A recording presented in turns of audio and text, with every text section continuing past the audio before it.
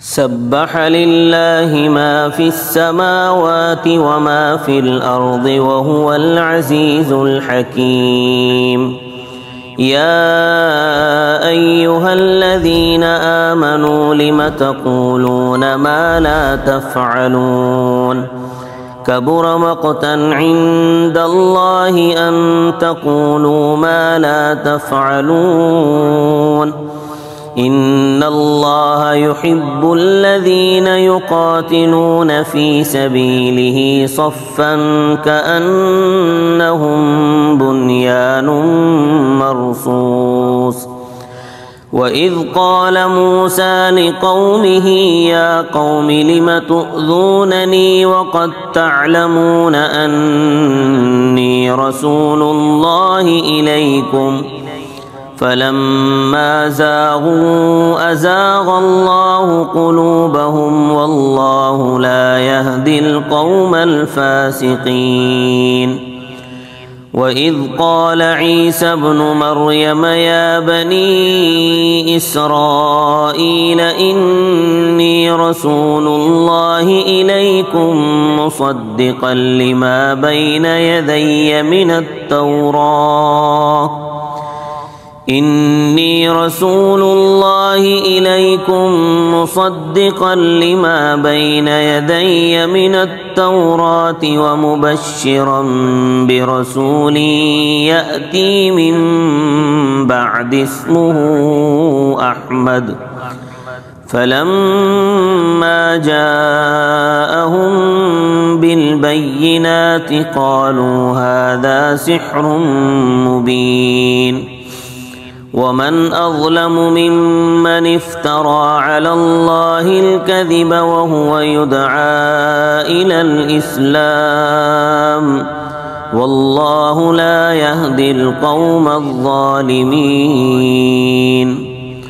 يريدون ليطفئوا نور الله بأفواههم والله متم نوره ولو كره الكافرون.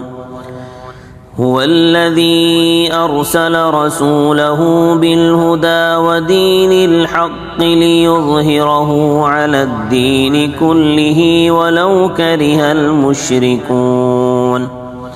يا أيها الذين آمنوا هل أدلكم على تجارة تنجيكم من عذاب أليم تؤمنون بالله ورسوله وتجاهدون في سبيل الله بأموالكم وأنفسكم ذلكم خير لكم إن كنتم تعلمون. يغفر لكم ذنوبكم ويدخلكم جنات تجري من تحتها الأنهار ومساكن طيبة في جنات عدن ذلك الفوز العظيم. وأخرى تحبونها نصر من الله وفتح قريب وبشر المؤمنين.